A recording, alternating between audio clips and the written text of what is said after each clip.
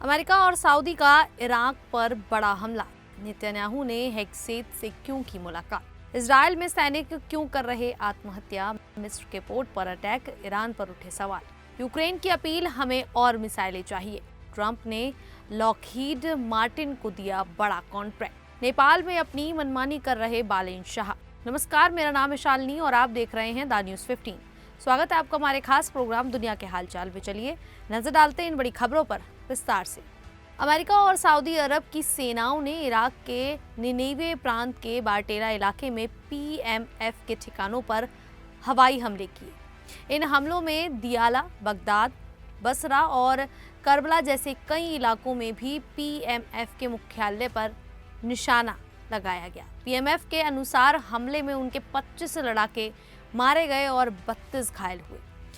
कई इमारतें और सैन्य उपकरण क्षतिग्रस्त हो गए। पीएमएफ ने कहा कि अरबाइन यात्रा में मदद कर रहे ईरान के कुछ तीर्थयात्री भी मारे गए। ईरान ने पुष्टि की कि उसके 4 आईआरजीसी सदस्य मारे गए। ईरान ने इस हमले की कड़ी निंदा की और कहा कि ये इराक की आज़ादी और सीमा का उल्लंघन है। अमेरिका और सऊदी अरब ने कहा कि ये जवाबी कार्रवाई थी। उन्होंने आरोप लगाया कि पिछले 72 घंटों में ईरान समर्थित समूहों ने उनके सैनिकों और सऊदी तेल ठिकानों पर 30 से ज़्यादा ड्रोन हमले किए थे। ये घटना अमेरिका और ईरान के बीच लंबे समय से चल रहे तनाव का हिस्सा है। हाल ही में हुए समझौते के बाद भी स्थिति बिगड़ गई। इराक के प्रधानमंत्री ने आपात बैठक बुलाई। इराक सरकार ने कहा कि वो अपनी ज़मीन की रक्षा करेगी और किसी को दूसरों पर हमला करने नहीं देगी। कुछ पीएमएफ समूहों ने बदला लेने की धमकी दी है, लेकिन अरबाइन यात्रा के बाद इस हमले के मध्यस्थपूर्व में तनाव बढ़ गया है। धार्मिक यात्रा के दौरान मौतें होने से मामला और संवेदनशील हो गया है। पूरी दुनिया देख रही है कि आगे अब क्या और हो सकता है। वहीं इजराइल के प्रधानमंत्री बेंजामिन नेतन्याहू ने 29 जुलाई 2026 को अमेरिका की राजधानी वॉशिंगटन में ब्लेयर हाउस में अमेरिकी रक्षा मंत्री पीट हेग्सेत से मुलाकात की। ये बैठक नेतन्याहू की अमेरिका यात्रा के दौरान हुई, जिसमें उन्होंने पहले राष्ट्रपति डोनाल्ड ट्रंप और उपराष्ट्रपति जेडी वेंस से भी बातचीत की थी। इजरायली प्रधानमंत्री कार्यालय ने तस्वीरें जारी की। इसमें इजराइल के राजदूत येचलन लीटर और राष्ट्रीय सुरक्षा सलाहकार भी शामिल थे। दोनों पक्षों ने इजराइल अमेरिका के मजबूत रक्षा सहयोग पर जोर दिया, मुख्य रूप से ईरान के परमाणु कार्यक्रम, क्षेत्रीय सुरक्षा और दोनों देशों के साझा हितों पर चर्चा हुई। हेग्सेत ने कहा कि उनकी टीम के साथ उन्होंने सुरक्षा साझेदारी को और मजबूत करने की प्रतिबद्धता जताई। ये मुलाकात सीनेटर लिंडसे ग्राहम के अंतिम संस्कार के बाद हुई, जो इजराइल के बड़े समर्थक थे। वर्तमान समय में मध्य पूर्व की स्थिति को देखते हुए ये बैठक दोनों देशों के रणनीतिक संबंधों को मजबूत करने वाली मानी जा रही है। वहीं साल 2026 की शुरुआत से अब तक इजरायली सेना के 16 एक्टिव ड्यूटी सैनिकों ने आत्महत्या कर ली है। इजराइल की संसद में पेश किए गए आधिकारिक आंकड़ों के अनुसार ये मामला सेना के लिए गंभीर चिंता का विषय बन गया है। रिपोर्ट के मुताबिक गाजा युद्ध में शामिल कम से कम 9 रेगुलर और रिजर्व सैनिकों ने अपनी सैन्य सेवा पूरी होने के बाद भी आत्महत्या की। माना जा रहा है कि लंबे समय तक युद्ध, लगातार तनाव, साथियों की मौत और मानसिक आघात ने कई सैनिकों पर गहरा असर डाला है। इजरायली सेना का कहना है कि वो हर मामले की जांच कर रही है और सैनिकों के लिए मानसिक स्वास्थ्य सेवाओं को मजबूत किया जा रहा है। संसद की समिति ने भी सेना से कहा कि तनाव से जूझ रहे सैनिकों की समय रहते पहचान कर उन्हें मनोवैज्ञानिक सहायता उपलब्ध कराई जाए, ताकि भविष्य में ऐसे मामलों को रोका जा सके। वहीं मिस्र ने पुष्टि की है कि बुधवार को देश के डामिएटा पोर्ट पर 2 जहाजों में लगी आग ड्रोन हमले की वजह से लगी थी। प्रधानमंत्री कार्यालय ने बताया कि शुरुआती जांच में ये साफ हुआ है कि आग किसी तकनीकी खराबी से नहीं, बल्कि ड्रोन हमले के कारण लगी। हालांकि अब तक किसी भी संगठन या देश ने इस हमले की जिम्मेदारी नहीं ली है। कुछ अंतर्राष्ट्रीय रिपोर्टों में ईरानी अधिकारियों के हवाले से दावा किया गया है कि यह हमला ईरान ने किया हो सकता है। इससे पहले ईरानी सरकारी टीवी ने भी कहा था कि अगर ईरानी जहाज़ों पर हमला हुआ तो मिस्र का डामिएटा पोर्ट जवाबी कार्रवाई का निशाना बन सकता है। मिस्र के पेट्रोलियम मंत्रालय ने बताया कि आग रीगैसिफिकेशन जहाज़ और एलएनजी स्टोरेज जहाज़ पर लगी थी। राहत की बात यह है कि इस घटना में कोई घायल नहीं हुआ और किसी की मौत भी नहीं हुई। विशेषज्ञों के मुताबिक डामिएटा पोर्ट मिस्र का एक बड़ा गैस टर्मिनल है, जहां प्राकृतिक गैस को स्टोर और प्रोसेस किया जाता है।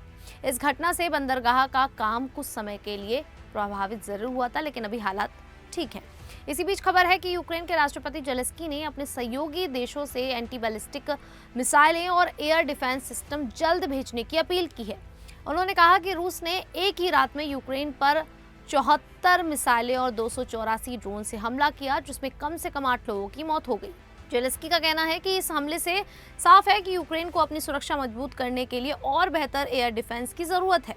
उन्होंने कहा कि यूक्रेन के पास एयर डिफेंस मिसाइलों की भारी कमी है, इसीलिए सहयोगी देशों को जल्द से जल्द सैन्य सहायता बढ़ानी चाहिए। वहीं अमेरिका ने अपनी एयर डिफेंस क्षमता बढ़ाने के लिए लॉकहीड मार्टिन को $58.62 बिलियन का बड़ा कॉन्ट्रैक्ट दिया है। इस समझौते के तहत कंपनी PAC-3 MSE इंटरसेप्टर मिसाइलें बनाएगी। ये मिसाइलें बैलिस्टिक मिसाइल, क्रूज मिसाइल और लड़ाकू विमानों को हवा में ही मार गिराने में सक्षम है। ये कॉन्ट्रैक्ट 2026 से 2032 तक चलेगा और हाल के वर्षों के सबसे बड़े रक्षा समझौते में से एक माना जा रहा है। अमेरिका ने यह फैसला इसलिए लिया है क्योंकि ईरान और यूक्रेन से जुड़े संघर्षों के दौरान उसने बड़ी संख्या में अपने सहयोगी देशों को हथियार और एयर डिफेंस मिसाइलें भेजी हैं। इससे उसके अपने पैट्रियट मिसाइल स्टॉक में काफ़ी कमी आ गई है। लॉकहीड मार्टिन का कहना है कि इस फंडिंग की मदद से वो 2030 तक PAC-3 MSE मिसाइलों का उत्पादन 3 गुना कर देगा और हर साल करीब 2000 मिसाइलें बना सकेगा। इसके लिए कंपनी नए कर्मचारियों की भर्ती करेगी और अपनी फैक्ट्रियों का विस्तार भी करेगी। अमेरिकी रक्षा विभाग का कहना है कि इस योजना का उद्देश्य मजबूत सप्लाई चेन तैयार करना, हथियारों का उत्पादन तेज करना और जरूरत पड़ने पर अमेरिकी सेना व सहयोगी देशों तक आधुनिक हथियार जल्दी पहुंचाना है। हालांकि इस योजना की पूरी फंडिंग के लिए अमेरिकी कांग्रेस की मंजूरी अभी बाकी है। वहीं इसी बीच नेपाल के प्रधानमंत्री बालेन शाह इन दिनों अपने काम करने के तरीकों को लेकर चर्चा में हैं। रैपर से राजनेता बने बालेन शाह पर आरोप लगा है कि वो देश की पुरानी लोकतांत्रिक परंपराओं और संस्थाओं को नजरअंदाज कर रहे हैं।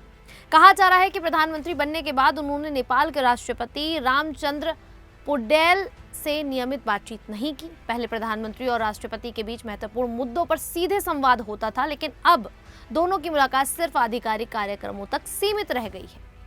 हालांकि प्रधानमंत्री कार्यालय ने इन मतभेदों की खबरों को खारिज किया है। बालेन शाह ने विदेश नीति और राजनयिक मुलाकातों में भी बदलाव किए हैं। उन्होंने विदेशी राजदूतों से अलग अलग मिलने की जगह सामूहिक बैठकें करने की परंपरा शुरू की है। वहीं कुछ मानवाधिकार संगठनों ने बालेन सरकार पर न्यायपालिका में दखल देने के आरोप लगाए हैं। आरोप है कि सुप्रीम कोर्ट के कुछ जजों पर इस्तीफे का दबाव बनाया गया और मुख्य न्यायाधीश की नियुक्ति में पुरानी परंपरा बदली गई। हालांकि बालेन शाह युवाओं के बीच काफी लोकप्रिय हैं। उन्होंने भ्रष्टाचार के खिलाफ कार्रवाई, VIP कल्चर खत्म करने और सरकारी व्यवस्था में बदलाव जैसे कई कदम उठाए हैं। इसी वजह से उनके समर्थक उन्हें बदलाव लाने वाला नेता मानते हैं। खैर, बालेन शाह की इस कार्रवाई को लेकर आप लोगों की क्या राय है, आप हमें कमेंट करके जरूर बताइएगा। अभी के लिए इतना ही, फिर हाजिर होंगे ऐसी ही देश और दुनिया से जुड़ी बड़ी खबरों के साथ। तब तक के लिए देखते रहिए द न्यूज़ 15।